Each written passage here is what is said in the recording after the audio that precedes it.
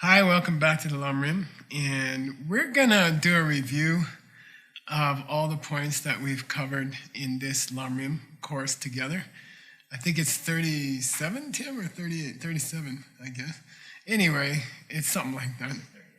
38. And we're gonna go through, I picked out, there's about 80 cool ideas that we have pictures for, and I picked out about 16. And this is the purpose of choosing these photographs, is to make it easy for all of us to review the big ideas that we went through. It's kind of like a meditation, okay? So if you're gonna do a meditation on this whole course, you can go through the pictures one by one, and you can test yourself, and it's kind of fun. You know, I finish writing the course, then I go through the photographs, and honestly, I cannot remember what each one is. Maybe 90%. And then a couple of them, I don't remember why I chose a picture. And then I remind myself, and then I won't forget it. So I think it's a wonderful way to meditate on the main points of this whole course. Let's do a self-examination. Let's look at the 16 most important pictures. And my friends in this very room are gonna tell me what's the picture about, okay? So it's a great teaching technique is to embarrass your friends. And then they never forget that they embarrass themselves in front of so many people. So this is why we debate in the monastery. The debates I lost, I remember deeply. The debates I won, I can't remember. So, all right, here we go. First picture. All right. Do you guys remember? I'll give you a clue. This had to do with the virus. Does anybody? Sending the virus to the middle of the sun. Yeah, good. Sending the virus to the middle of the sun, okay? And I don't remember the temperature difference, but it's amazing. It's incredible. The temperature is incredible in the middle of the sun. And the idea is that bodhicitta, or the vision of the bodhisattva jumping from planet to planet, billions of planets in a few seconds, and meeting each person there and taking care of each person there, the decision to take care of each person there, that's so powerful that something like COVID is not going to stand up to it, okay? If any group in the world does some serious study about bodhicitta, we can easily kill the virus, okay? It's like sending it to the middle of the sun, okay? So that's the first picture I want you guys to remember, is the power of this decision to take care of all the people in the universe, okay? All right, second picture, Mr. Pachi. You guys remember this? Laktil to dum? Laktil? What's it mean? Yeah, so the name of this book is A Gift of Liberation Thrust into the palm of your hand.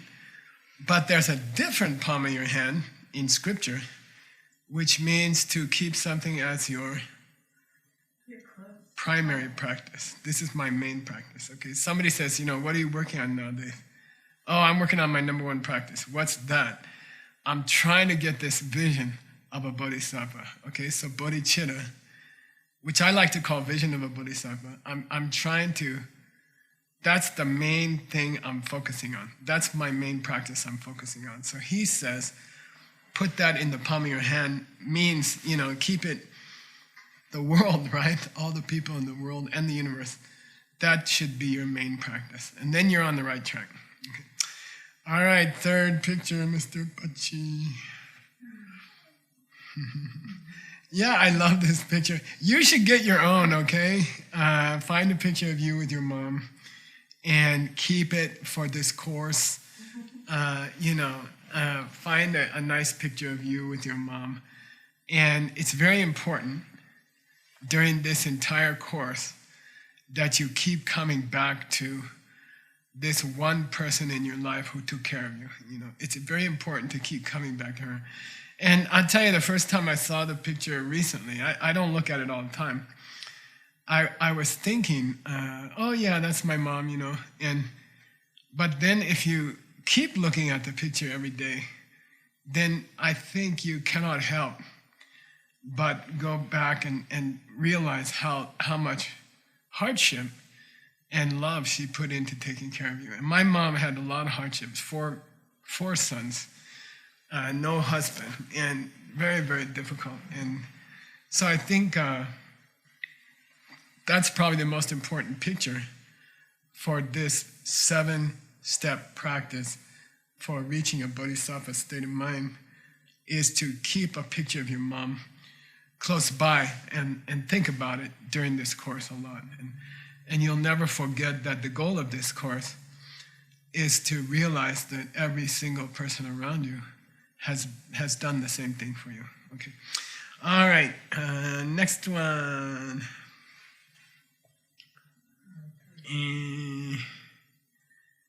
Wait a minute. That's the wrong picture. You guys sure that's the next one? I'm thinking Dharmakirti. Oh, no, you're right. You're right. That's the right one.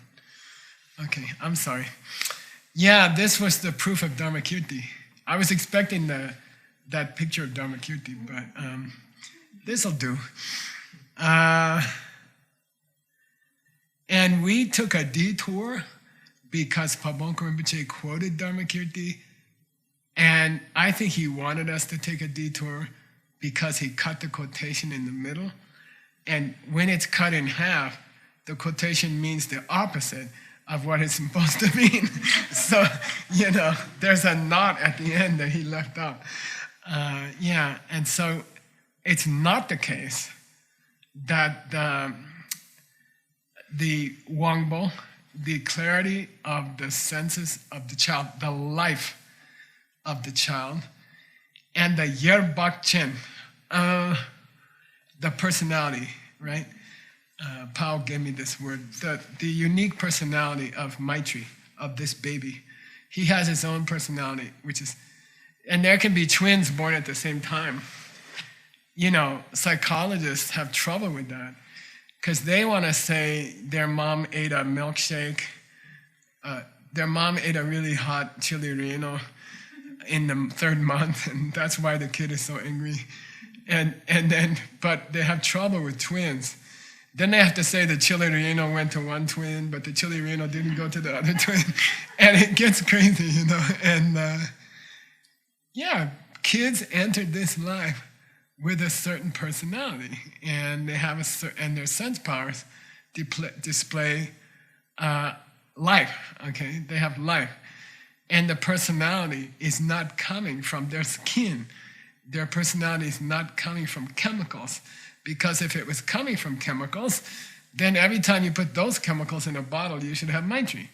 But you don't, okay? So it's that what children are is not just the result of chemicals. Of course, it affects children, but who they are is flowing from a similar cause in the past, okay? Mind can only be the result of mind. Which came first, the chicken or the egg? Yes. Okay. Yeah, so, every egg needs a chicken and every chicken needs an egg. Yeah, therefore, if you could just struggle to prove that you were alive 10 minutes before your mom and dad had sex and the egg was fertilized by the sperm, okay? If you can just force your mind 10 minutes back from that moment, you have to say you were alive. Something was alive. Something was aware. You have to say. If you can push back that 10 minutes, then everyone's been your mother, okay? Then it's totally logical. Then you're already trapped. Checkmate. Did you live 10 minutes before? Yeah. Okay, then everyone's been your mom. Proof, okay? It doesn't take a genius, okay? All right, next one, you guys. Do you remember this one? It was an emphasis on location. Do you remember? Born in every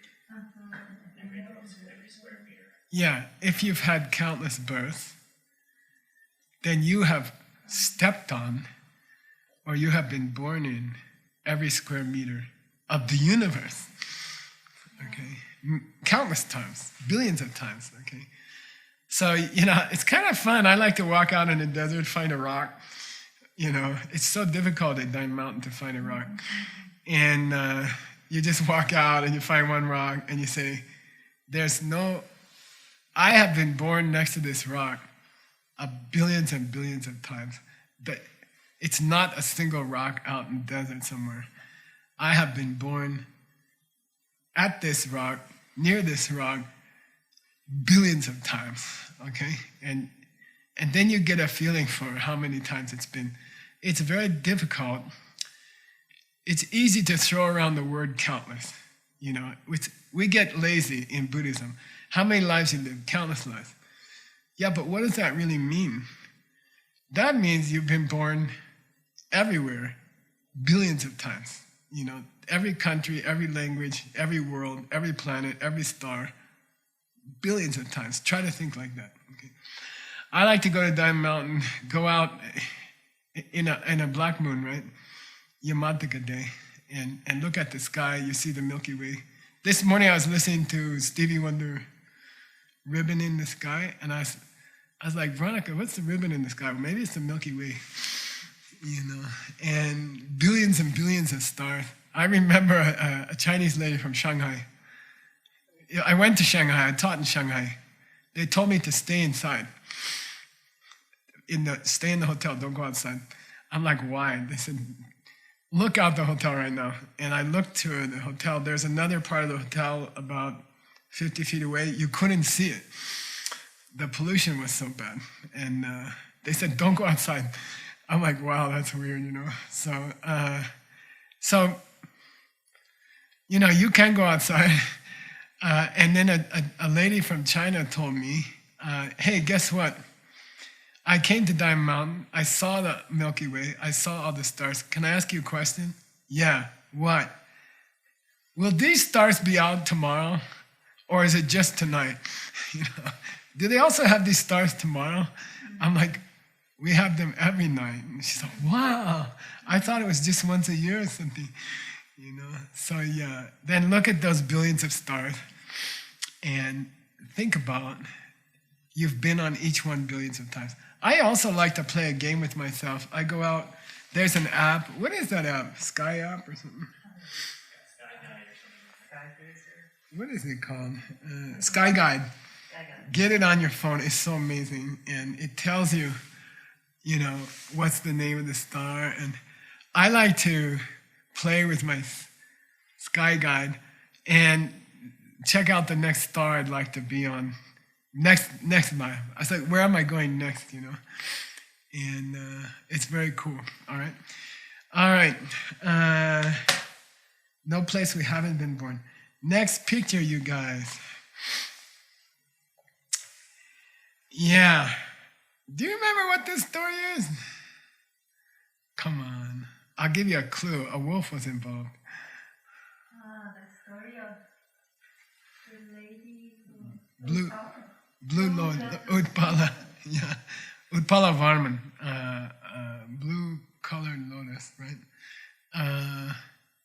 And this terrible, terrible story about this incredible nun who became an arhat after she was personally greeted by the Buddha who stood up when she entered the garden and invited her to become a nun. After she had had all her children die, her parents die, her husbands die, and after she was buried alive twice, right? Or three, I don't know. But what's the point of this story?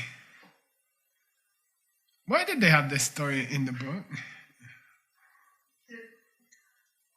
Because you understand your past life? Yeah. There will come a day when you will see your past life. There will come a day when you can see that everyone's been your mom, okay, directly. So right now you have to do it with logic, but there will come a day when you just look around and you think, oh my God, they all have been my mom. I can remember what they did. I remember my 10th birthday with her, and I remember my 6th birthday with her, and then I remember he kicked me when I was a kid, you know. And you can see all your past moms, okay? So the story was very important. I think the story, there was an argument that don't think that just because you cannot recognize right now that someone has been your mother before, that they have never been your mother, because the passage of life and death covers, it obscures the reality that everyone has been our mom countless times. You died so many times you forgot. Okay, all right. Next picture. This one's tough.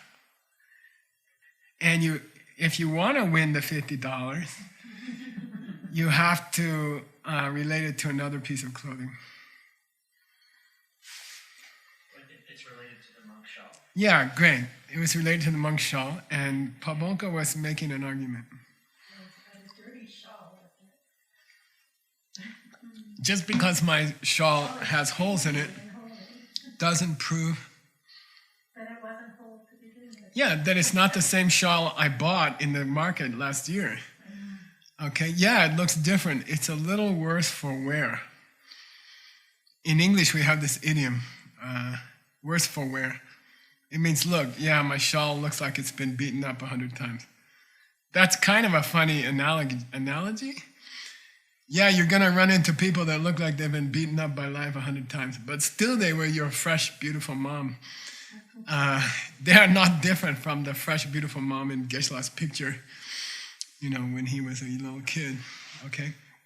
Just because my monk shawl has holes in it doesn't prove it's not the same shawl I bought at the market last year. Just because the mother sentient beings around you look a little worn out doesn't mean they weren't that fresh mom who gave you birth last life, okay? It's the same mom, it's just got holes in it. Okay, all right. But just because it has holes doesn't mean it's not the same mom. All right, next picture. What is this picture? What's the event? Oh, it's camp. It's the Vietnamese group dancing. Yeah, it's the Lam Rim event in Bali, 2019. And why are we showing it here? I'll give you the first part of the logic. It's a logical statement. If your mom had not been so skillful at saving your ass 1,000 times every day, yeah, you wouldn't be sitting here listening to Lam Rim, okay? What's the best thing your mom ever did for you? Feed you baby food, give you milk, you know, save you from falling off the table? No, she got you here, okay? So maybe she's nice. Maybe she's a nice person. She got you into the Lam Rim. And that's the best thing she ever did for you. So I like this picture of the Lam Rim because it's so joyful. And she got you there. Those of you who were there, it was a very beautiful moment to see all of our friends doing their traditional dances from many countries. And your mom got you here. That's the best thing she ever did. Okay. All right, next one. Now, next one, somebody has to tell me the whole story. I don't want to tell the story. Who's going to do it? Pachi? Loud so they can hear. This is the story of Mongolian children with no parents, wild children. Yeah. Who don't give for granted. Yeah, and they live in the sewer, okay? So, if your mom had not worked so hard, you would be a wild animal. You wouldn't be, you would just be a wild animal. It's not that you are naturally civilized, you're not. Your mom civilizes you, okay? So take away the mom, like the kids we saw in Mongolia, who are living in the sewer. They cannot speak human language. They don't understand human language.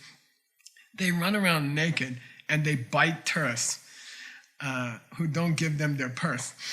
And you would be the same. You would be the same. Without your mom, you would be a wild animal, okay? And you would be the same, okay? So think about it. The difference between you and a wild animal is your mom. And I think especially giving us the gift of speech, teaching us to speak.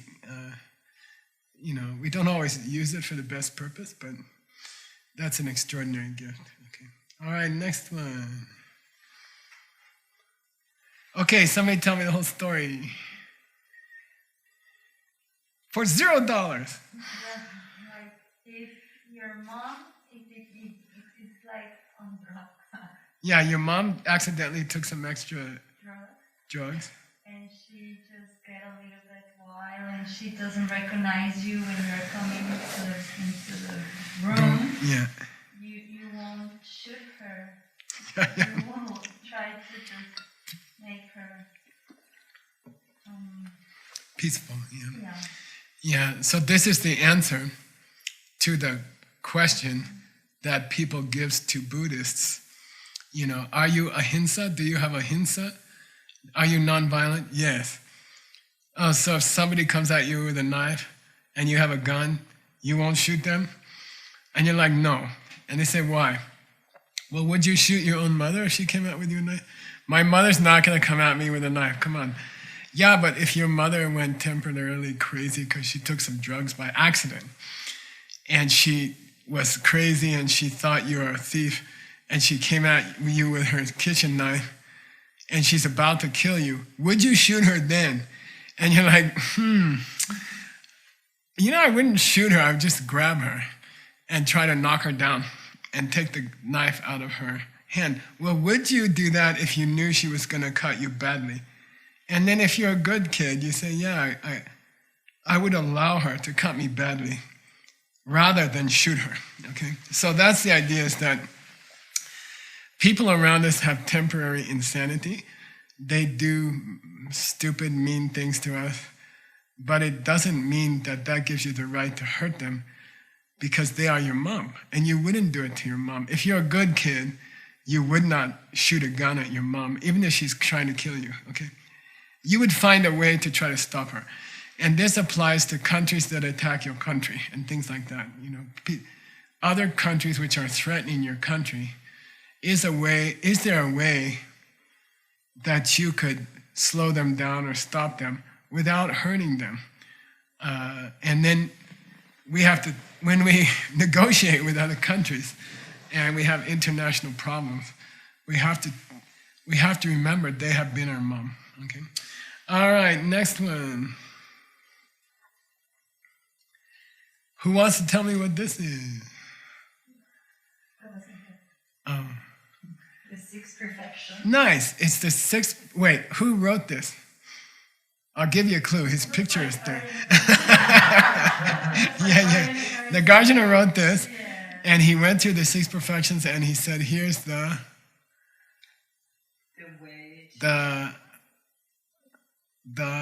correlations. Here's the 6 correlations. You want to make money? Can we keep it up? See? Sorry, Paji. If you are generous to people, you will become rich. If you don't hurt other people, you'll always be happy. If you want to be beautiful, don't get upset at people. If you are careful to be joyful when you do your dharma, then people will recognize you as a leader.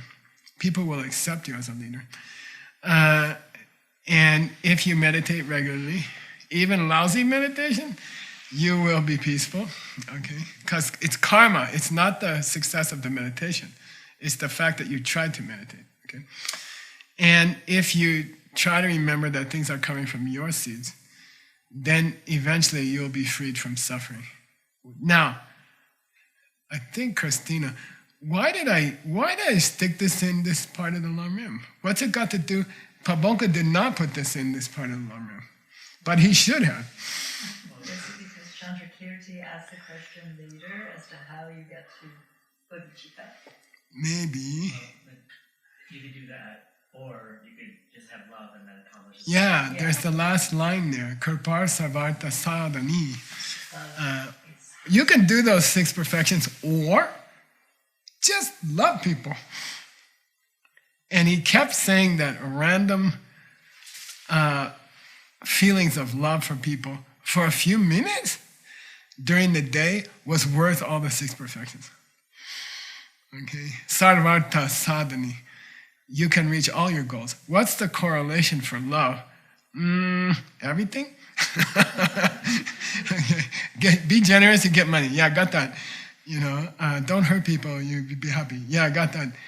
Be patient, you'll be handsome. Yeah, I got that. I mean, I wish I could do it. But love people even for a few minutes. Then you get everything. Okay? Then the correlation is everything. All right. Which is the argument for bodhicitta, and especially for compassion. Okay.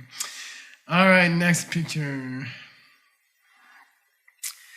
I feel uncomfortable personally with the word bodhicitta being used a lot, especially when people misspell it with a C, which is not the pronunciation. It's the technical transliteration. You don't spell bodhicitta with a C. It's cha, it's ch, duh. Okay, please. Don't say bodhicitta. And anyway, the word makes me uncomfortable because it feels so foreign. You got bodhicitta? I hope not. I took the vaccinations. Then, no, it's a good thing. Yeah, well, what is it? So what is it?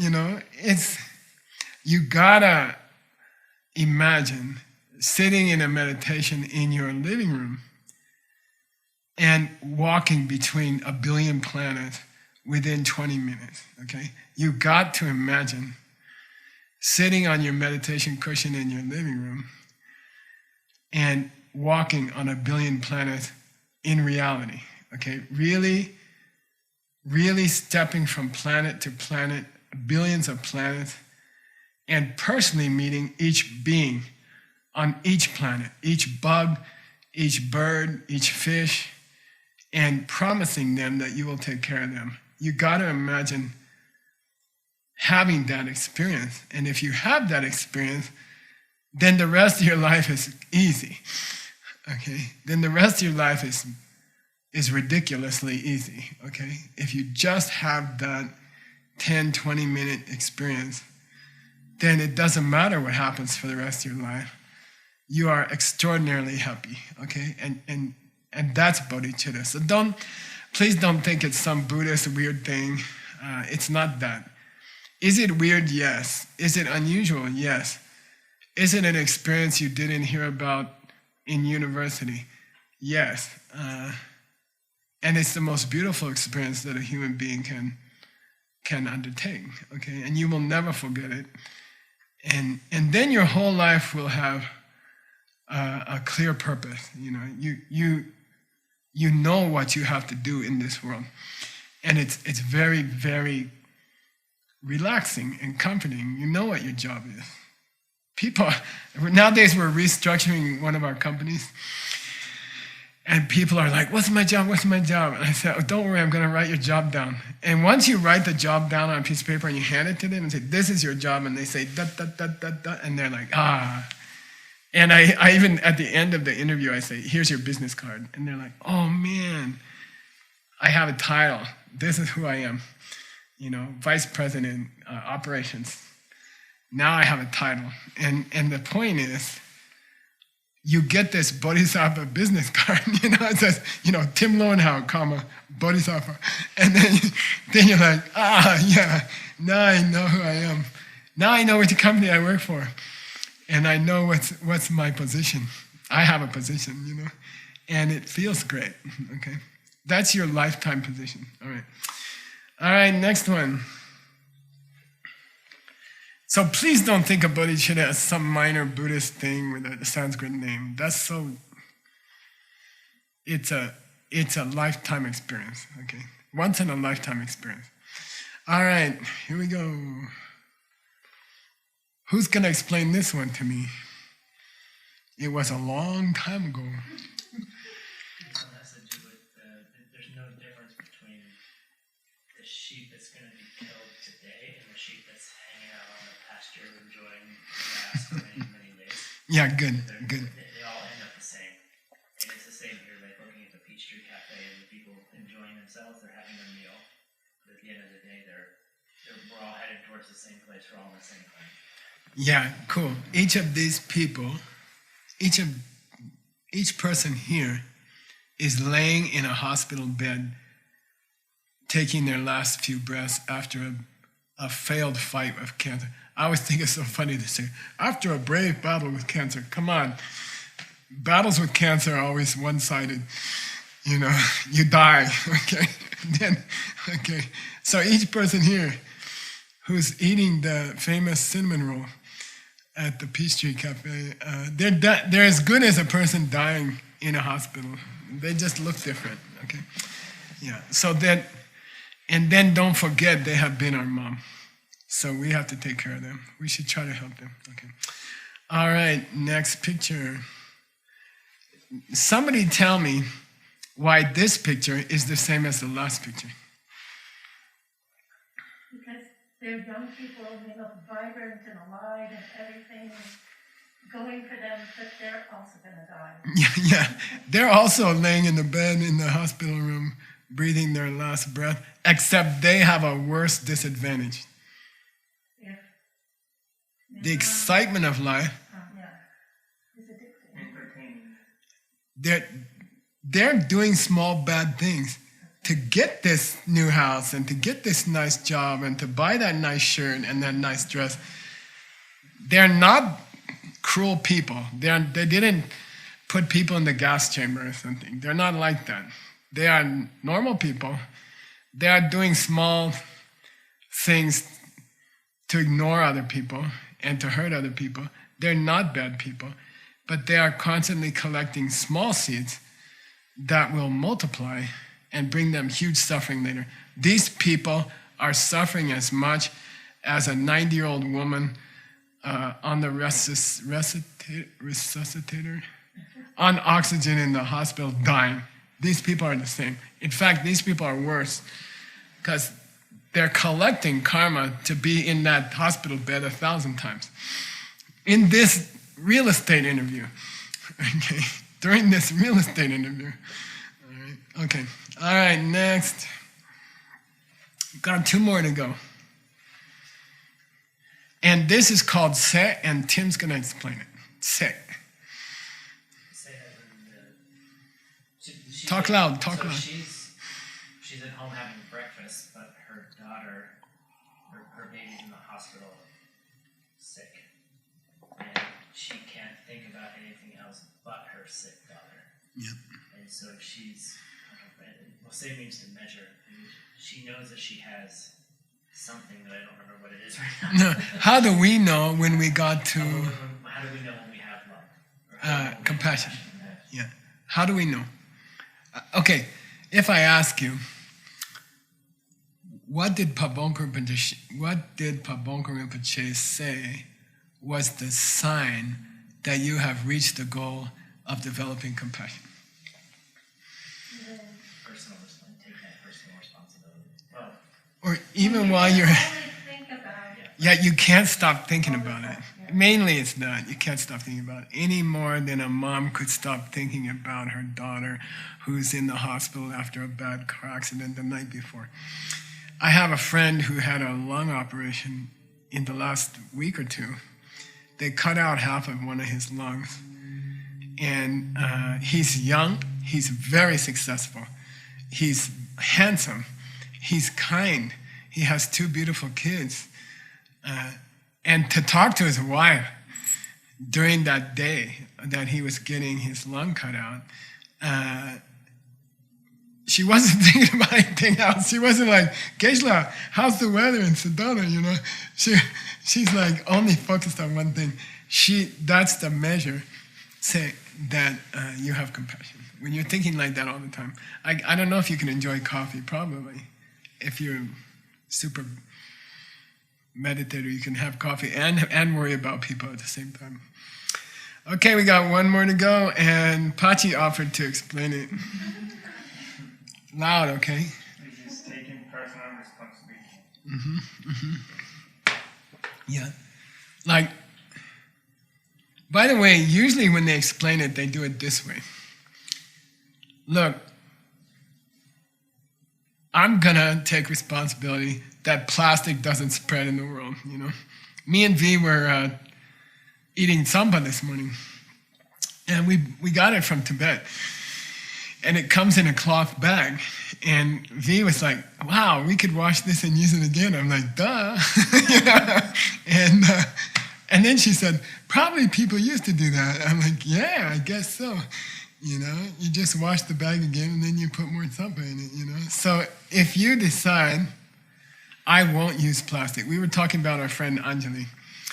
She decided to be careful with packaging. And she puts all her garbage in a box like this every week. You know, we have 24 bags of stuff. And if we just decide each person, you know, I don't know what the rest of the world's gonna do. You know, I know they're driving these big trucks and using gas they don't have to use. I know they're throwing away all kinds of plastic every moment. But I personally have made a decision that I will pick up garbage that I see on the road, or I will be the one who picks up the garbage quietly and throws it in the garbage can for everybody else. And that's a quiet, modest, personal decision that you make to serve other people, even if they don't know, and serve future generations. I will take care. I'll be the one. I'll start. I'll take care of future generations, you know, and I will take care of this world.